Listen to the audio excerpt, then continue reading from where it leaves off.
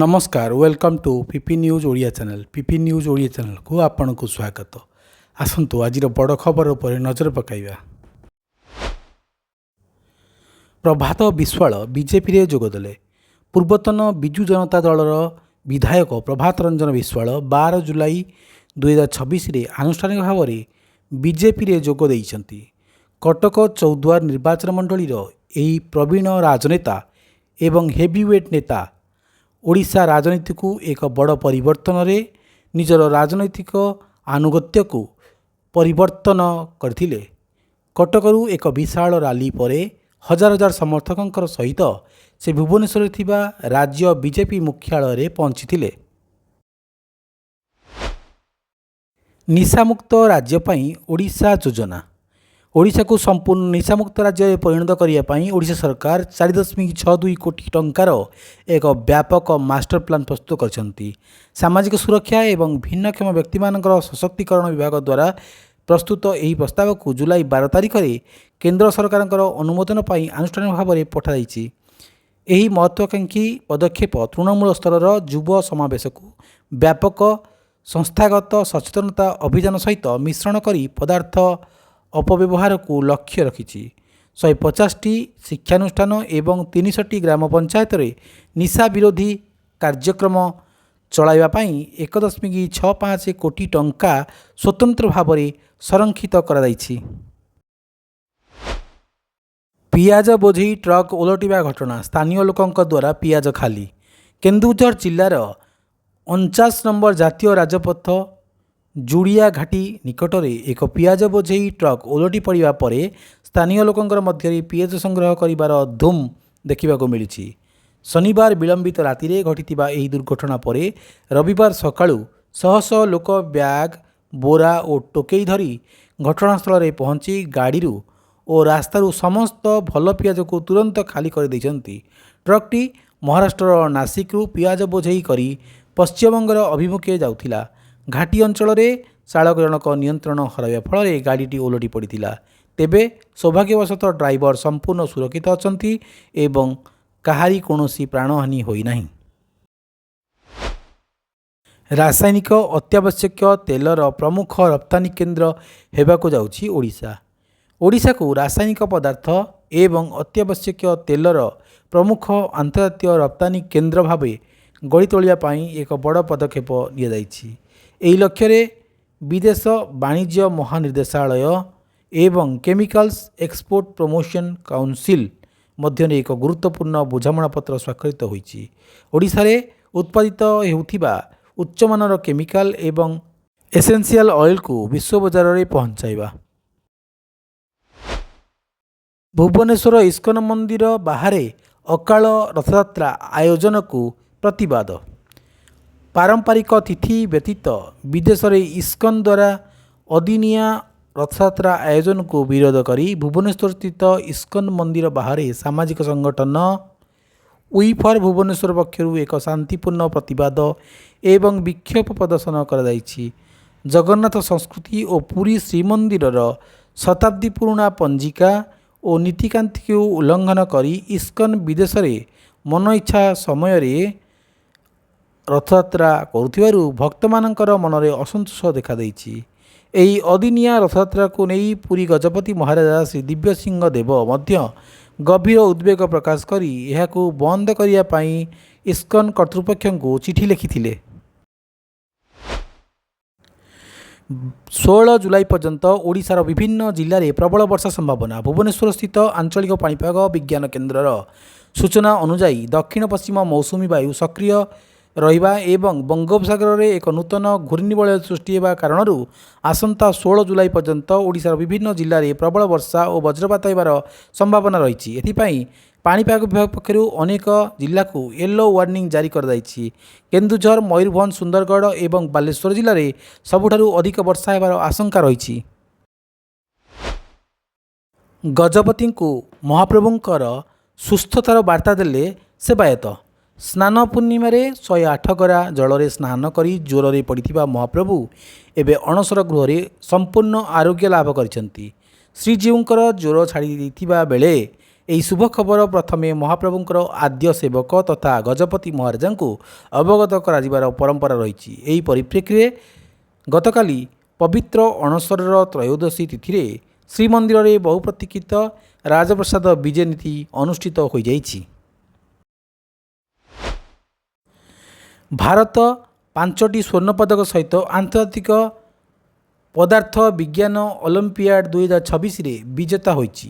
ଭାରତର 5 ଜଣିଆ ଦଳ କଲମ୍ବିଆରେ ଅନୁଷ୍ଠିତ 56ତମ ଆନ୍ତର୍ଜାତୀୟ ପଦାର୍ଥ ବିଜ୍ଞାନ ଅଲିମ୍ପିଆଡ଼ରେ 2026ରେ ଏକ ନିଖୁଣ ପ୍ରଦର୍ଶନ କରିଛନ୍ତି। 5ଟି ସ୍ୱର୍ଣ୍ଣପଦକ ଜିତି ଦେଶକୁ ଚୀନ, କାଜାକିସ୍ତାନ, ରୁଷ, ଦକ୍ଷିଣ କୋରିଆ ଏବଂ ତାଇୱାନ ସହିତ ମିଳିତ ଭାବରେ ବିଶ୍ୱ ନମ୍ବର 1 ସ୍ଥାନ ସୁରକ୍ଷିତ କରିବାରେ ସାହାଯ୍ୟ କରିଛନ୍ତି।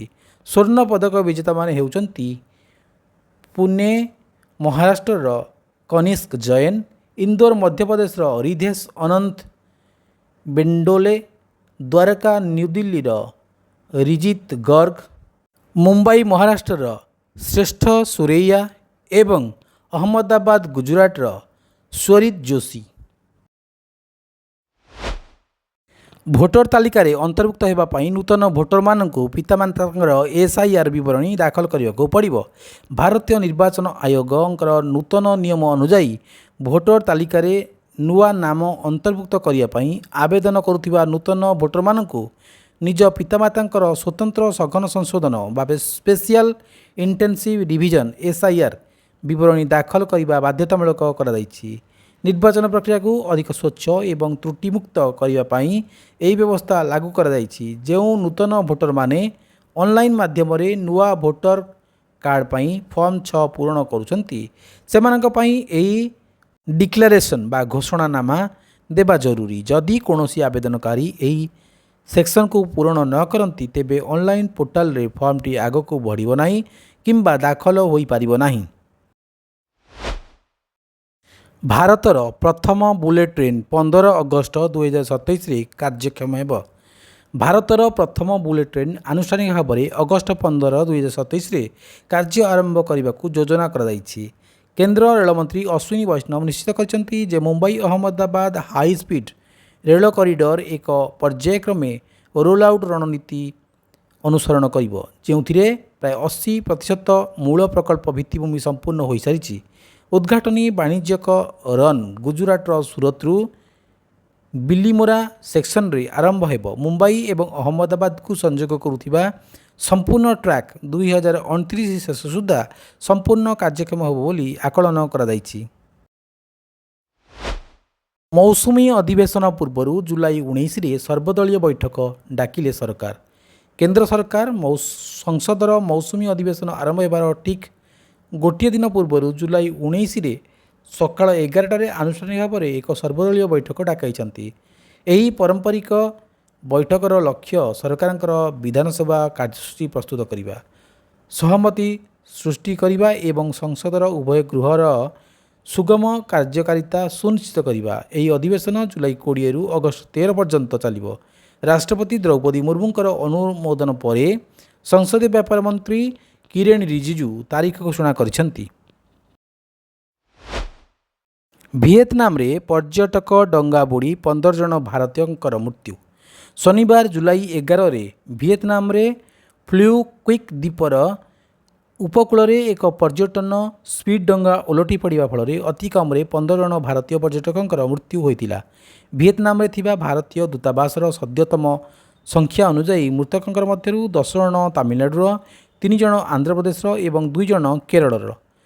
ସମୁଦ୍ର ଅଶାନ୍ତ ଏବଂ ହଠାତ୍ ଉଚ୍ଚ ଢେଉ ଯୋଗୁଁ ମେ ରୁଟ୍ ଙ୍ଗୱାଇ ଦ୍ୱୀପରୁ ପ୍ରାୟ 400 ମିଟର ଦୂରରେ 32 ଜଣ ଭାରତୀୟ ଯାତ୍ରୀ ଏବଂ 4 ଜଣ ସ୍ଥାନୀୟ କ୍ରୁ ସଦସ୍ୟଙ୍କୁ ନେଇ ଜାହାଜଟି ଓଲଟି ପଡ଼ିବାରୁ ଏହି ଅବସର ଯାତ୍ରା ଏକ ଦୁଃଖଦ ଘଟଣା ପାଲଟିଥିଲା। ପ୍ରଧାନମନ୍ତ୍ରୀ ନରେନ୍ଦ୍ର ମୋଦି 26 ଜୁଲାଇରେ ମନ୍ କି ବାତ୍ରେ ଦେଶବାସୀଙ୍କୁ ସମ୍ବୋଧିତ କରିବେ। ପ୍ରଧାନମନ୍ତ୍ରୀ ନରେନ୍ଦ୍ର ମୋଦି 26 ଜୁଲାଇରେ ଆକାଶବାଣୀରେ ମନ୍ କି ବାତ୍ କାର୍ଯ୍ୟକ୍ରମରେ ଦେଶ ଏବଂ ବିଦେଶର ଲୋକମାନଙ୍କ ସହ ତାଙ୍କର ଚିନ୍ତାଧାରା ବାଣ୍ଟିବେ। ଏହା ମାସିକ ରେଡ଼ିଓ କାର୍ଯ୍ୟକ୍ରମର 136ତମ ଏପିସୋଡ଼ ହେବ। ଲୋକମାନେ ଟୋଲ୍ ଫ୍ରି ନମ୍ବର 1800117800 ମାଧ୍ୟମରେ କାର୍ଯ୍ୟକ୍ରମ ପାଇଁ ସେମାନଙ୍କର ଚିନ୍ତାଧାରା ଏବଂ ପରାମର୍ଶ ଦାଖଲ କରିପାରିବେ। ସେମାନେ ନରେନ୍ଦ୍ର ମୋଦି ଆପ୍ କିମ୍ବା ମାଇ ଗଭର୍ଣ୍ଣମେଣ୍ଟ ଓପନ୍ ଫୋରମ୍ ମାଧ୍ୟମରେ ଅନଲାଇନ୍ରେ ମଧ୍ୟ ସେମାନଙ୍କର ମତାମତ ସେୟାର କରିପାରିବେ। ନାଗରିକମାନେ 1922ରେ ଏକ ମିକ୍ସଡ କଲ୍ ମଧ୍ୟ ଦେଇପାରିବେ ଏବଂ ପ୍ରଧାନମନ୍ତ୍ରୀଙ୍କୁ ସିଧାସଳଖ ସେମାନଙ୍କର ପରାମର୍ଶ ପାଇଁ SMSର ପ୍ରାପ୍ତ ଲିଙ୍କକୁ ଅନୁସରଣ କରିପାରିବେ। ଆଗାମୀ ଏପିସୋଡ଼ ପାଇଁ ପରାମର୍ଶ ଚଳିତ ମାସ 24 ତାରିଖ ପର୍ଯ୍ୟନ୍ତ ଗ୍ରହଣ କରାଯିବ। ରାମ ମନ୍ଦିର ଟ୍ରଷ୍ଟ ପାଣ୍ଠିର ତଦନ୍ତ ପ୍ରାରମ୍ଭିକ ରିପୋର୍ଟ।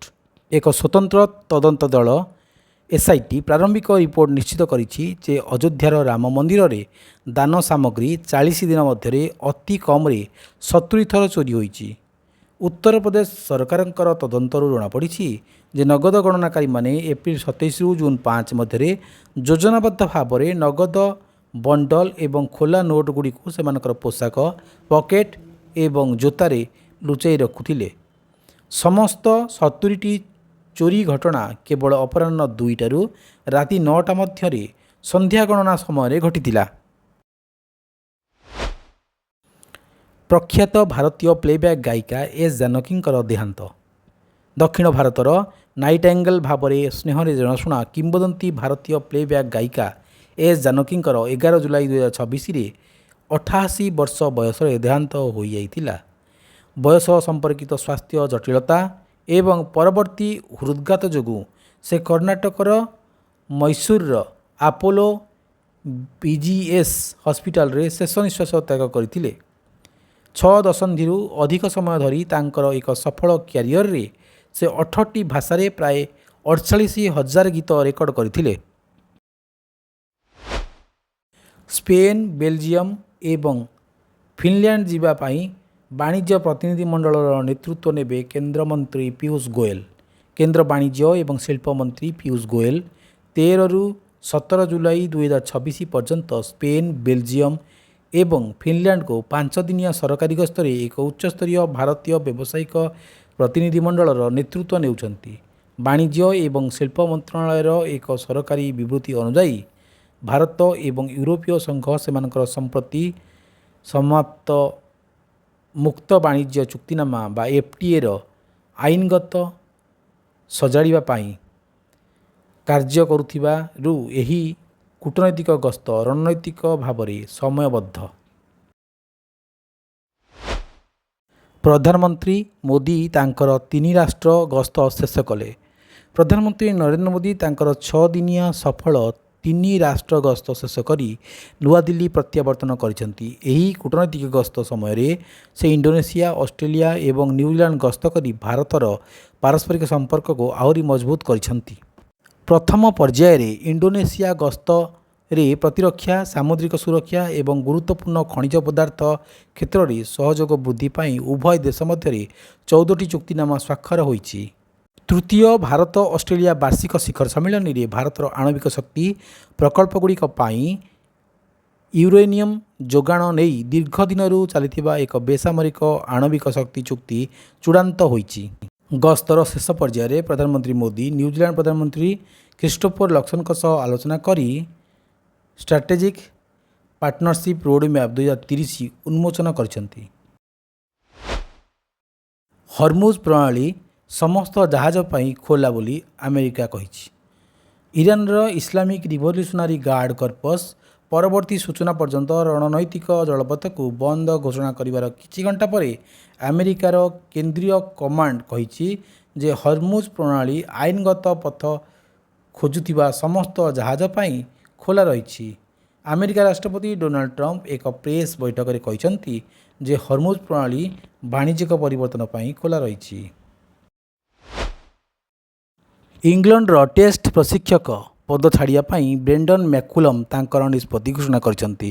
ନ୍ୟୁଜିଲାଣ୍ଡର ଖେଳାଳି ଇଂଲଣ୍ଡର ଟେଷ୍ଟ ମୁଖ୍ୟ ପ୍ରଶିକ୍ଷକ ପଦରୁ ଇସ୍ତଫା ଦେବେ କିନ୍ତୁ ପୁରୁଷ ଧଳା ବଲ୍ ଦଳର ନେତୃତ୍ୱ ନେବା ଜାରି ରଖିବେ। ମ୍ୟାକୁଲମ୍ ଇଂଲଣ୍ଡର ପୁରୁଷ ସୀମିତ ଓଭର ODI ଏବଂ T20 ଇଣ୍ଟରନ୍ୟାସନାଲର ମୁଖ୍ୟ ପ୍ରଶିକ୍ଷକ ଭାବରେ ନିଜ ସ୍ଥାନରେ ରହିବେ। ଭାରତ ବିପକ୍ଷରେ 4-0 ସିରିଜ୍ କ୍ଲିନ୍ ସୁଇପ୍ ପରେ ICC T20 ଇଣ୍ଟରନ୍ୟାସନାଲରେ ବିଶ୍ୱ ର୍ୟାଙ୍କିଙ୍ଗର ଶୀର୍ଷରେ ଦଳକୁ ପହଞ୍ଚାଇବା ପରେ ତାଙ୍କର ପଦବୀ ସୁରକ୍ଷିତ ଅଛି। ଇଂଲଣ୍ଡ ଜିମ୍ବାବୁଏର ଭାରତ ଗସ୍ତ, ପ୍ରିନ୍ସ ଯାଦବ ଏବଂ ବିଷ୍ଣୋଇ ଆହତ ବଦଳ ଖେଳାଳିଙ୍କର ନାମ ଘୋଷଣା କଲେ। ସଦ୍ୟ ସମାପ୍ତ ଇଂଲଣ୍ଡ ଟି-20 ସମୟରେ ହର୍ଷିତ ରାଣା ଏବଂ ବରୁଣ ଚକ୍ରବର୍ତ୍ତୀ ହାମଷ୍ଟ୍ରିଂ ଆଘାତ ପାଇବା ପରେ ଭାରତ ପ୍ରିନ୍ସ ଯାଦବ ଏବଂ ରବି ବିଷ୍ଣୋଇଙ୍କୁ ଦଳରେ ସାମିଲ କରିଛି। ଇଂଲଣ୍ଡରେ ଦିନିକିଆ ଏବଂ ଜିମ୍ବାବୁଏରେ ଟି-20 ଇଣ୍ଟରନ୍ୟାସନାଲ ପୂର୍ବରୁ ଏହି ପରିବର୍ତ୍ତନ କରାଯାଇଛି। ଦର୍ଶକ ବନ୍ଧୁ, ଭିଡ଼ିଓଟି ଆପଣମାନଙ୍କୁ ଭଲ ଲାଗୁଥିଲେ ଦୟାକରି ଲାଇକ୍, ସେୟାର ଓ ସବସ୍କ୍ରାଇବ୍ କରିବାକୁ ଭୁଲିବେ ନାହିଁ। ଧନ୍ୟବାଦ।